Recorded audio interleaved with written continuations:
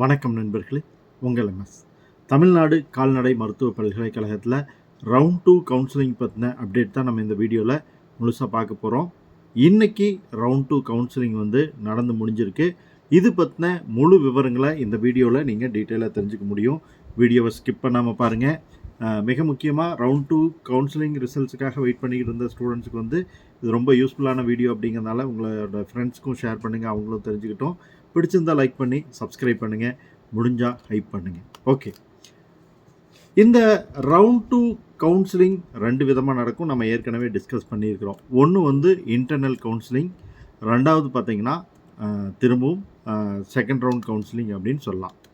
இந்த ரீஅலாட்மெண்ட் அல்லது internal counselling அப்படின்னு சொல்லக்கூடியது என்ன அப்படின்னு பார்த்தீங்கன்னா, செகண்ட் ரவுண்டில் ஃபஸ்ட் ரவுண்டில் கலந்துக்கிட்ட ஸ்டூடெண்ட்ஸ் அவங்க கலந்துக்கிட்ட காலேஜில் அவங்க கலந்துக்கிட்ட அந்த கவுன்சிலிங் ரவுண்டில் அவங்களோட ஃபஸ்ட்டு சாய்ஸ் கிடைக்காம இருந்ததுன்னா அவங்க கேம்பஸ் சேஞ்சுக்கு ரெக்வஸ்ட் வைக்கலாம். அதே போல் ஃபஸ்ட்டு கோர்ஸ் கிடைக்காம இருந்ததுன்னா கோர்ஸ் சேஞ்சுக்கு ரெக்வஸ்ட் வைக்கலாம். அப்படி வச்சாங்க அப்படின்னா அடுத்த ரவுண்டில் வேக்கன்சி வரும்போது, வேக்கன்சி எப்படி வரும்னா, சர்டிஃபிகேட்ஸ் ப்ராப்பராக இல்லாமல் இருந்திருக்கலாம், ஃபீஸ் பே பண்ணாமல் இருந்திருக்கலாம், டைம் அட்டன் பண்ணாமல் இருந்திருக்கலாம், அல்லது வேறு கோர்ஸுக்கு போயிருந்துருக்கலாம். இந்த மாதிரி போகிற ஸ்டூடெண்ட்ஸ்னால் ஏற்படக்கூடிய வேக்கன்சி இருக்கக்கூடிய இடங்களுக்கு இந்த ரவுண்ட் 1 கலந்துக்கிட்ட ஸ்டூடெண்ட்ஸ் அப்கிரேட் ஆவாங்க.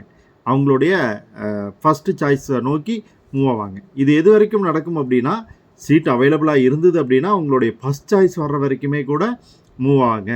இதுதான் ரீஅலாட்மெண்ட் அல்லது இன்டர்னல் கவுன்சிலிங் அப்படின்னு சொல்லக்கூடியது. இந்த கவுன்சிலிங்கும் இன்றைக்கி நடந்திருக்கு. இந்த இன்டர்னல் கவுன்சிலிங் யார் யாருக்கு நடந்தது அப்படின்னு பார்த்தீங்கன்னா, பிவிஎஸ்சி ஏஹெச் கோர்ஸில் டிஃபரெண்ட்லி ஏபிள்டு அகாடமிக் ஒகேஷ்னல் குரூப்புக்கு நடந்திருக்கு. பிடெக்கை பொறுத்த வரைக்கும் 7.5 கவர்மெண்ட் ஸ்கூல் ஸ்டூடெண்ட்ஸ்க்கும் அகாடமிக் ஸ்டூடெண்ட்ஸ்க்கும் நடந்திருக்கு. இது எல்லாமே த்ரூ ஆன்லைன். எந்த ஸ்டூடெண்ட்ஸ் அப்படின்னு பார்த்தீங்கன்னா, ஏற்கனவே வெயிட்டிங் லிஸ்ட்டில் இருந்த ஸ்டூடெண்ட்ஸை தான் இந்த கவுன்சிலிங்க்கு எடுத்துக்கிட்டு இருக்காங்க. ஸோ ரவுண்ட் 1 முடிஞ்சோடனே யார் யாரெல்லாம் வெயிட்டிங் லிஸ்ட்டில் கொடுத்தாங்களோ அந்த ஸ்டூடெண்ட்டுக்கு தான் இந்த சான்ஸ். அந்த வெயிட்டிங் லிஸ்ட்டில் இல்லாத ஸ்டூடெண்ட்ஸ்க்கு சான்ஸ் ரொம்பவே கம்மி அப்படின்னு சொல்லணும். இந்த இன்டர்னல் கவுன்சிலிங்க்கு அப்புறம், இது அலாட் ஆனதுக்கப்புறம் மீதி சீட்ஸ் வேக்கண்ட் ஆகும். அந்த வேக்கண்ட் ஆகக்கூடிய ஸ்டூடெண்ட்ஸுக்கு அந்த வெயிட்டிங் லிஸ்ட்டில் இருக்கக்கூடிய ஸ்டூடெண்ட்ஸை எடுத்து அலாட் பண்ணுவாங்க. அப்படி யார் யாருக்கெல்லாம் அலாட்மெண்ட் நடந்திருக்கு அப்படின்னு பார்த்தீங்கன்னா, பிவிஎஸ்சி அண்ட் ஏஹெச் கோர்சஸ்க்கு 7.5 கவர்மெண்ட் ஸ்கூல் ஸ்டூடெண்ட்ஸ் அகாடமிக்கில் வரக்கூடியவங்களுக்கும், normal general academic general vocational ஸ்டூடெண்ட்ஸுக்கும், பிடெக் செகண்ட் ரவுண்ட் யாருக்கு நடந்திருக்கு அப்படின்னு பார்த்தீங்கன்னா, sports quota 7.5 government school students, children's of ex service man and academic இவங்களுக்கும் நடந்திருக்கு. இது அலாட்மெண்ட் எல்லாமே எப்பவும் போல் ஆன்லைன் மூலிமா தான் நடந்திருக்கு. இதில் 7.5ம் நேரடியாகவே போகலை, ஏன்னா அவங்க வெயிட்டிங் லிஸ்ட்டில் இருக்கிறதுனால அதுலேருந்தே அவங்க எடுத்துக்கிட்டாங்க. சரி, இப்போ இந்த கவுன்சிலிங் நடந்து முடிஞ்சிருச்சு. நடந்து முடிஞ்ச இந்த கவுன்சிலிங்க்கு அப்புறம் நமக்கு ரவுண்ட் 1 கலந்துக்கிட்டு இப்போ ரீஅலாட்மெண்ட் வாங்கியிருக்கக்கூடிய ஸ்டூடெண்ட்ஸ் என்ன பண்ணணும் அப்படின்னு பார்க்கலாம். ஸோ ஃபஸ்ட்டு அந்த ஸ்டூடெண்ட்ஸ் ரீஅலாட்மெண்ட்டை பிரிண்ட் அவுட் எடுத்து வச்சுக்கணும். அடுத்து திரும்பவும் அவங்க சென்னைக்கு ரிப்போர்ட் பண்ணணுமா அப்படின்னு கேட்டால் கண்டிப்பாக வர வேண்டிய அவசியம் இல்லை. அவங்க அங்கே ப்ரொடியூஸ் பண்ண ஃபீஸ் சர்டிஃபிகேட்ஸ் எல்லாமே புதுசாக எந்த கேம்பஸ் அலாட் ஆகிருக்கோ அந்த கேம்பஸ்க்கு அவங்களே இன்டர்னலாக சேஞ்ச் பண்ணிடுவாங்க. கூடுதலாக எந்த விதமான பேமெண்ட்டும் பண்ண வேண்டி இருக்காது அப்படிங்கிறது ரொம்ப ரொம்ப முக்கியமான விஷயம். இது எல்லாத்த விட மிக முக்கியமான விஷயம் ஒன்று இருக்குது. ரீஅலாட்மெண்ட் உங்களுக்கு கிடச்சிருக்கு. போன முறை நீங்கள் ஆத்தூரில் கிடச்சிருக்கு. இப்போது ரீஅலாட்மெண்ட்டில் உங்களுக்கு நாமக்கல் கிடச்சிருக்குன்னா, எனக்கு ஆத்தூரே பக்கமாக இருக்குது, நான் திரும்ப ஆத்தூர் காலேஜுக்கே போயிடலாமா அப்படின்னீங்கன்னா, ரிவர்ஸ் அப்படிங்கிறது நாட் பாசிபிள். ஏன்னா நீங்கள் இந்த சீட்டை எடுத்ததுக்கு அப்புறம் உங்களோட பிளேஸ்க்கு வேறொரு ஸ்டூடெண்ட் வந்திருப்பாங்க. ஸோ நீங்கள் பின்னாடி திரும்பி போகணும்னு ஆசைப்பட்டீங்கன்னா அந்த இடம் உங்களுக்கு இருக்காது. அதனால் இப்போ வந்திருக்கிறது தான் இந்த ரவுண்டை பொறுத்த வரைக்கும் உங்களுக்கான ஃபைனல் சீட் அலாட்மெண்ட். அதனால் ரீஅலாட்மெண்ட் அந்த ரவுண்டில் வரக்கூடிய ஸ்டூடெண்ட்ஸ் கொடுக்குறீங்கன்னா, உங்களுக்கு வந்திருக்கக்கூடிய கேம்பஸ் பிடிச்சிருந்தது அப்படின்னா அதையே விட்டுருங்க. இல்லைன்னா மட்டும் கேம்பஸ் சேஞ்சுக்கு ஆப்ஷன் கொடுங்க. இல்லைன்னா இந்த ஒரு சிக்கலை சந்திக்க நேரிடும். ஸோ இந்த 4 ரீஅலாட்மெண்ட் ஆன ஸ்டூடெண்ட்ஸுக்கான மிக முக்கியமான விஷயம். அதே சமயத்தில் நீங்கள் அலாட்மெண்ட் ஆகிருக்கீங்க அப்படின்னா உங்களுக்கான கண்டிஷன்ஸ் என்னென்ன அப்படின்னு பார்த்தீங்கன்னா, நீங்கள் இன்பர்சனாக நேரடியாக போய் சில விஷயங்களை செஞ்சு முடிக்கணும். ஃபஸ்ட்டு விஷயம், நீங்கள் இந்த அட்மிஷனை கன்ஃபார்ம் பண்ணணும். உங்களுடைய சர்டிஃபிகேட்ஸ் எல்லாம் கொண்டுக்கிட்டு போகணும். நேரடியாக கொண்டுக்கிட்டு போயிட்டு சர்டிஃபிகேட்டை வெரிஃபை பண்ணிக்கணும். அடுத்து தேவையான ஃபீஸ் பேமெண்ட் பண்ணணும். இந்த ஃபீஸ் பேமெண்ட் பண்ணிவிட்டு நீங்கள் வந்து உங்களோட அட்மிஷனை கன்ஃபார்ம் பண்ணிக்கணும். ரைட்? எங்கே போகணும் அப்படின்னா, ஏற்கனவே சொன்னது தான், office of controller of examination, TANUVAS, Madhavaram mill colony, Chennai அப்படிங்கிற அட்ரஸ்க்கு வந்து நீங்கள் போகணும். எந்த தேதிக்குள்ளே போகணும் அப்படிங்கிறது ரொம்ப முக்கியம். 13/8/2025 5 மணிக்குள்ளே நீங்கள் கண்டிப்பாக அங்கே போயிருக்கணும். அப்படி போகலை அப்படின்னா உங்களுடைய அட்மிஷன் ஆட்டோமேட்டிக்காக கேன்சல் ஆகிடும்.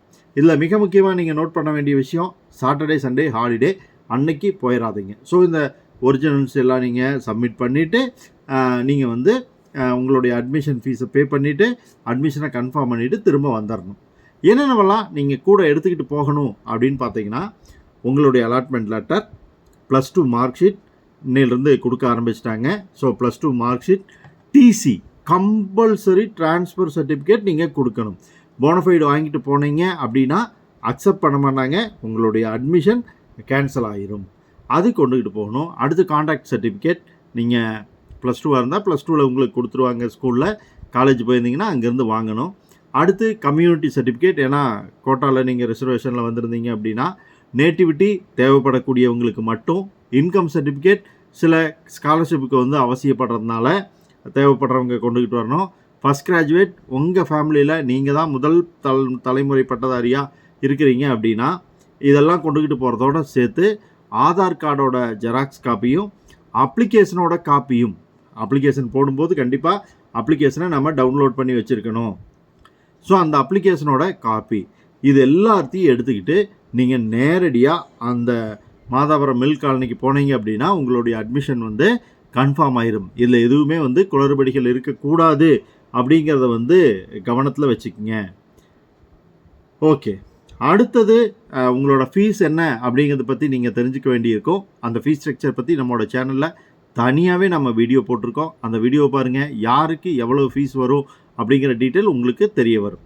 சரி, எதெல்லாம் உங்களுடைய இந்த அட்மிஷனை காலி பண்ணிடும் அப்படிங்கிறத தெரிஞ்சுக்கிறதும் ரொம்ப முக்கியம் இல்லையா? ஸோ நீங்கள் வந்து ரிப்போர்ட் பண்ணாட்டி அந்த 13ஆம் தேதி 5 மணிக்குள்ளே டானுவாஸில் அவங்க சொல்லியிருக்கிற இடத்துல போய் ரிப்போர்ட் பண்ணாட்டி உங்களுடைய இந்த அலாட்மெண்ட் கேன்சல் ஆகிடும். உங்களுடைய ஒரிஜினல் சர்டிஃபிகேட்ஸை நீங்கள் சப்மிட் பண்ணலைன்னா அப்போது உங்களுடைய அட்மிஷன் கேன்சல் ஆகிடும். அடுத்து எவ்வளோ ஃபீஸ் சொல்லியிருக்காங்களோ அந்த ஃபீஸை பே பண்ணல அப்படின்னாலும் உங்களுடைய அட்மிஷன் வந்து கேன்சல் ஆகிடும். ஸோ இந்த 3 விதத்துலேயும் நீங்கள் வந்து ரொம்ப எச்சரிக்கையாக இருக்கணும். ஃபீஸ் ஸ்ட்ரக்சர் பற்றி ஆல்ரெடி நம்ம டீட்டெயில்டாக ஒரு வீடியோவில் போட்டிருக்கோம், அதில் பாருங்கள். சரி, அடுத்ததாக நம்ம இன்றைக்கி என்ன பார்க்க போகிறோம் அப்படின்னா, இந்த பிவிஎஸ்சி அண்ட் ஏஹெச் கோர்ஸில் இன்டர்னல் கவுன்சிலிங்கும் நடந்தது, அலாட்மெண்ட்டும் நடந்தது. இன்டர்னல் கவுன்சிலிங்கில் மொத்தம் 137 ஸ்டூடெண்ட்டுக்கு வந்து ரீஅலாட்மெண்ட் கிடச்சிருக்கு. தட் மீன்ஸ் அவங்களுக்கு முதல்ல கிடைச்ச காலேஜை விட இப்போ அதுக்கு முன்னாடி இருக்கக்கூடிய சாய்ஸ் கிடச்சிருக்கு அப்படின்னு அர்த்தம். ஸோ 137 பேர்த்துக்கு இந்த ரீஅலாட்மெண்ட் கிடச்சிருக்கு. முன்னாடி இந்த கேம்பஸ்லேருந்து அவங்களுடைய சாய்ஸில் முன்னோக்கி போயிருக்காங்க அப்படின்னு அர்த்தம். அலாட்மெண்ட் ஆர்டர் வந்து 116 பேர்த்துக்கு கிடச்சிருக்கு. ஸோ இந்த 116 பேர் யார் அப்படின்னு பார்த்தீங்கன்னா, அது என்ன 116 பேர்த்துக்கு தான் அலாட்மெண்ட் கிடச்சிருக்கு. போன டைம் எல்லாத்துக்குமே சீட் கம்ப்ளீட் ஆயிடுச்சுன்னு பார்த்தோம். அங்கே 137 இருக்குது, இங்கே 116 இருக்குன்னா இன்டர்னலாக ஸ்டூடெண்ட்ஸ் வந்து வில்லிங் கொடுத்து சேஞ்ச் பண்ணும்போது சில பேர் இப்போ உடுமலையிலிருந்து வீரபாண்டிக்கு மாறலாம், வீரபாண்டியிலேருந்து உடுமலைக்கு மாறலாம். அப்படி இன்டர்னல் சேஞ்ச் எல்லாம் நடக்கும்போது அந்த இன்டர்னல் சேஞ்ச் கூடுதலாக தென்படுது. ஆனால் இந்த 116ங்கிறதா ஏற்பட்ட வேக்கன்சியோட அளவு. ஸோ இந்த 116 வேக்கன்சியை யார் யார் எவ்வளோ தூரம் ஃபில் பண்ணியிருக்காங்க அப்படிங்கிறதையும் நம்ம அப்படியே பார்க்கலாம். எம்பிசியை பொறுத்த வரைக்கும் 598 ரேங்க், ஜென்ரல் ரேங்க் வரைக்கும் இருக்கக்கூடிய ஸ்டூடெண்ட்ஸ் வந்து சீட் கிடச்சிருக்கு. 197 அப்படிங்கிறது அவங்களுடைய கட் ஆஃபாக இருக்குது. வெயிட்டிங் லிஸ்ட்டில் 42வது இடத்துல இருக்கக்கூடிய ஸ்டூடெண்ட்ஸ் வரைக்கும் எம்பிசியில் கிடச்சிருக்கு. பிசியை பொறுத்த வரைக்கும் 839 இது வந்து அவங்களுடைய ஜென்ரல் ரேங்க். 196 அப்படிங்கிறது கட் ஆஃப் மார்க்காக இருக்குது. அடுத்த கேட்டகரி பார்த்தீங்கன்னா